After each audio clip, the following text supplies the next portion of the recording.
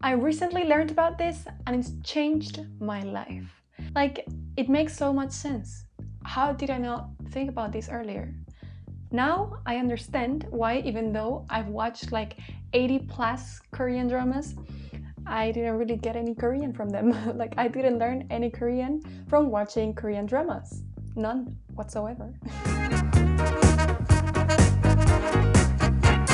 Learning grammar is boring. Learning with movies is fun. And comprehensible input, which is what I teach Spanish with comprehensible input, it's all about fun. And it is also about understanding messages in your target language. When you're watching a movie whose ideal audience are the native speakers of the language the movie was made in, how are you gonna understand anything without subtitles in that target language that you're trying to learn? It's made for natives, so how are you, a beginner, an intermediate learner, how are you gonna understand that?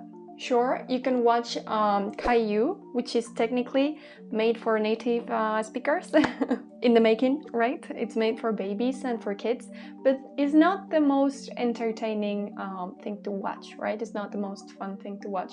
So if we were to learn with things that were made more for like an adult audience, how would you do that? How can you make a movie that was made for a native speaker understandable to a beginner, to an intermediate learner? Well, the answer is you cut it up. You make it shorter. It's so easy, so simple. But when I read about it, I was like, how didn't I think about this any sooner?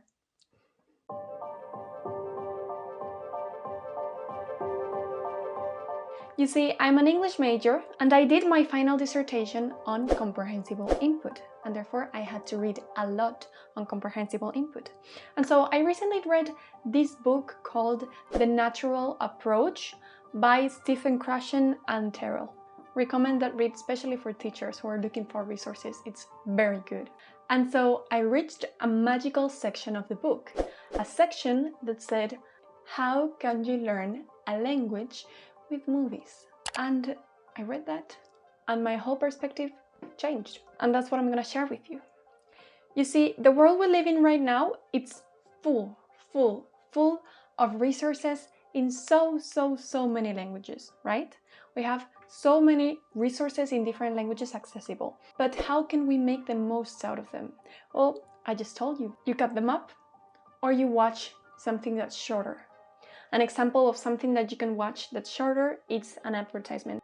There are advertisements in so many languages. There's advertisements in all the languages, let's be honest. We live in a consumerist world and there's ads everywhere, right? This video has an ad, please watch it. If you want to support me and help me keep making these videos, please watch the ad. But if you do not want to watch ads to learn a language, you can use movies and TV shows, which are of course longer. So what do you have to do? You cut them up to the smallest of formats, which would be a scene. You watch scenes. Watching a single scene is way more beneficial than watching just like 30 minutes of a movie or a whole episode of something, because when you watch 30 minutes, you end up forgetting what you just heard and what you just saw. So instead, when you watch one single scene at a time and you go back and analyze it, you're able to retain and to remember what you just saw.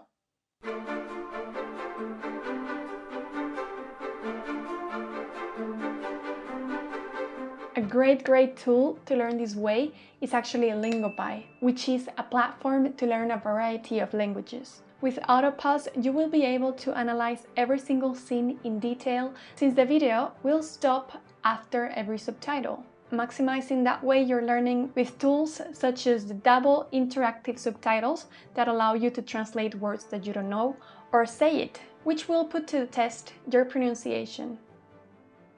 You could also search for the recommended words that appear at the beginning of each episode, which will put to the test your comprehension level, and you can also adjust the playback speed so that you can adapt it to your level.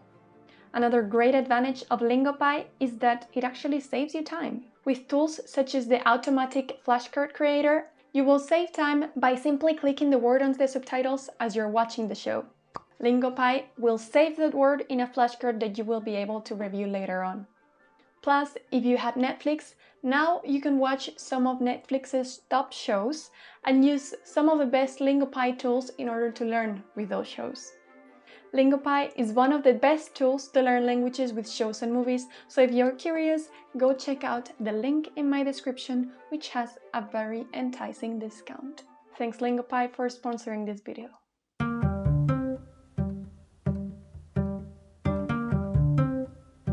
Something you can do is watch the scene, okay, from beginning to end, and then ask yourself this question. What is happening in the scene? Try to describe what's happening in the scene. From what you've seen, even if you could not understand what they said in the scene, maybe you can pull out some information from the visual cues. So try to explain or try to discuss, if you have a partner, a conversation partner, a teacher, try to explain, try to discuss whatever was happening in that scene. If you do not have a partner or if you don't have a teacher, you can do it on your own. Just sit down and think to yourself, okay, what happened in this scene? And try to explain that. Try to remember the key vocabulary that you heard in this scene. As you watch the scene, write down what you think is the key vocabulary and then translate it in order to understand and see if you can explain it with that vocabulary. You can write down that vocabulary and create flashcards in order to review the words in the future. However, if you do not remember the words in the future, because you forget them, sometimes that happens, it's totally okay, you know? Like, haven't I made up thousands of words because I forgot the actual word or I tried to explain and go around it because I didn't know the word? When I was learning Korean, for example, I was trying to explain this scene to my conversation partner and I just couldn't for the life of me remember the word president. The president of a country, you know, presidente. How do you say that in Korean? And I couldn't for the life of me remember it. So you know what I said? The 나라 사장님. It doesn't translate to president. It translates to the CEO of the country. My partner understood me. She had a very good laugh. I had a very good laugh and it was very fun. So even if you do not remember these words in order to explain what you just saw, don't worry, it's actually funnier, you know, it makes it more entertaining. So just express yourself, don't be shy, and don't be afraid to make mistakes, because mistakes are actually something that makes us learn. Do I even know how to say president in Korean now? I don't think I do. Fuck, I forgot. President. It's not 나라 사장님. 뭐예요? 와, 진짜 까먹었어. Anyways, yeah, I hope you found this useful. Bye.